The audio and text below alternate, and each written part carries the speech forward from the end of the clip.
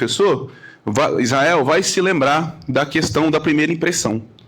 Quando você entra no júri, você tem que causar a primeira boa impressão, assim como em qualquer outra área civil, previdenciária. O cliente chega no seu escritório e ele vai te analisar dos pés à cabeça. A comunicação não verbal, como o professor Israel falou, sua forma de falar, sua forma de gesticular, sua vestimenta, sua indumentária, sua forma de olhar. E no tribunal do júri não é diferente. Tudo comunica, como o professor Israel sempre diz aqui.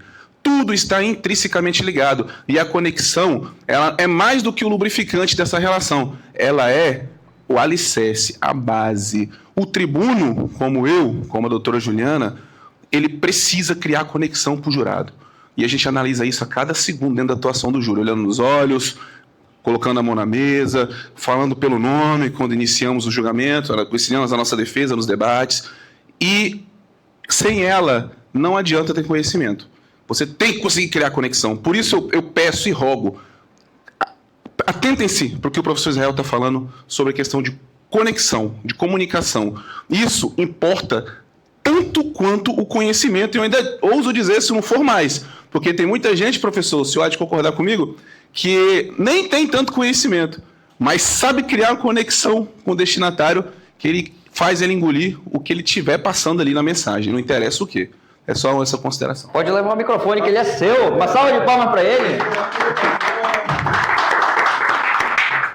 Meus amigos, muito interessante isso daí, porque o doutor Jean, ele acabou pegando aqui, ó, da experiência dele, trazendo o que eu falei dentro do mundo dele, que é do tribunal do júri. É isso, gente. Se não conectar, não adianta. É igual o do professor e o universitário e o aluno. Ali não vai. Tem que conectar. Dentro de uma audiência, como é que eu faço para conectar? Eu posso chegar com um semblante aberto, simpático, ou vocês preferem aquela pessoa que chega com a cara amarrada, assim, de bravo, numa audiência? Fazer aquele primeiro cumprimento inicial com o promotor, fazer aquele primeiro cumprimento inicial com o magistrado, se mostrar aberto, receptivo, ali na hora, simpatia, ali eu já vou me conectando. Mas calma, que a gente vai falar ainda muito sobre conexão, porque conexão é a base de tudo. Quando eu consigo me conectar, aí que eu vou para o processo de persuasão, tá bom? Se acalma que vai dar certo. O objetivo de tudo é o que eu quero que o outro entenda, sinta ou faça quando eu vou dizer. Isso é uma pergunta que você deve fazer de forma interna, para saber se você, Igor, está sendo intencional na sua comunicação ou não. Se tu está conseguindo responder essa pergunta, essa resposta é sim, você está no caminho certo. Se essa resposta ainda é não, você vai ter que reformular a sua forma de comunicar. Vamos lá, olha a pergunta de novo. O que eu quero que o outro entenda, sinta ou faça com o que eu vou dizer. Você tem que ser intencional. É como se você estivesse direcionando o comportamento daquela pessoa. Mesmo que no final você não consiga atingir o seu objetivo, mas a sua intenção é essa. Deu para entender? Requisitos para uma boa comunicação. Ter um objetivo claro com a mensagem. Vamos lá para a nossa apostila. Está isso de forma bem descrita lá na sua apostila. Só você colocar lá na página correta. Ser comprometido pelo ouvinte, ser compreendido pelo ouvinte. Não adianta você falar com floreios.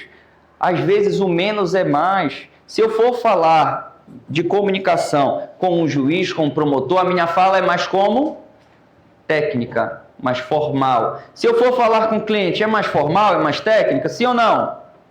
Não. Se for, pode até ser, mas eu tenho que explicar os termos para ele ser compreendido. Ele tem que compreender aquilo que chega aos ouvidos dele, a compreender a mensagem. Cuidado. Às vezes a gente chega com um profissional do direito que ele usa palavras tão rebuscadas em todo momento. Não é que não posso usar, é o excesso. O excesso sempre prejudica. Já ouviram a história do não é 8 nem 80? É você chegar ali naquele meio termo, porque o excesso é ruim em qualquer lugar. Água é bom? É bom beber água? Agora bebe demais água para te ver se é realmente bom a água. Tudo em excesso ele é prejudicial, e na comunicação não é diferente. Considerar o contexto e o interlocutor. Toda vez que eu for falar com alguém, eu tenho que considerar quem é o interlocutor. É o juiz? É o promotor? É um colega de trabalho? É a banca da minha prova oral? É o meu cliente? Eu tenho que considerar isso para eu começar a me comunicar de forma eficiente. A comunicação assertiva ela é justamente essa. Eu ser objetivo, conciso e claro. Clareza. Clareza para que a pessoa te entenda e compreenda tudo que você fala a ela. Utilizar bem os recursos da voz, do corpo e da escuta. Meus amigos, no mundo jurídico, ouça. Eu vou começar de trás para frente aqui, porque a gente já falou de recurso da voz e já falou do corpo. Ouça. Ouça bem. Uma das virtudes de ser a defesa, uma das qualidades de ser a defesa, é que ela fala em que momento, Jean? Primeiro ou por último? Por último. Porque ela fala por último para que ela ouça todos, para que ela consiga formar aqui a tese dela, ela consiga se defender melhor. Então, no meio jurídico, não se precipitem. Eu quero falar primeiro, eu quero falar mais.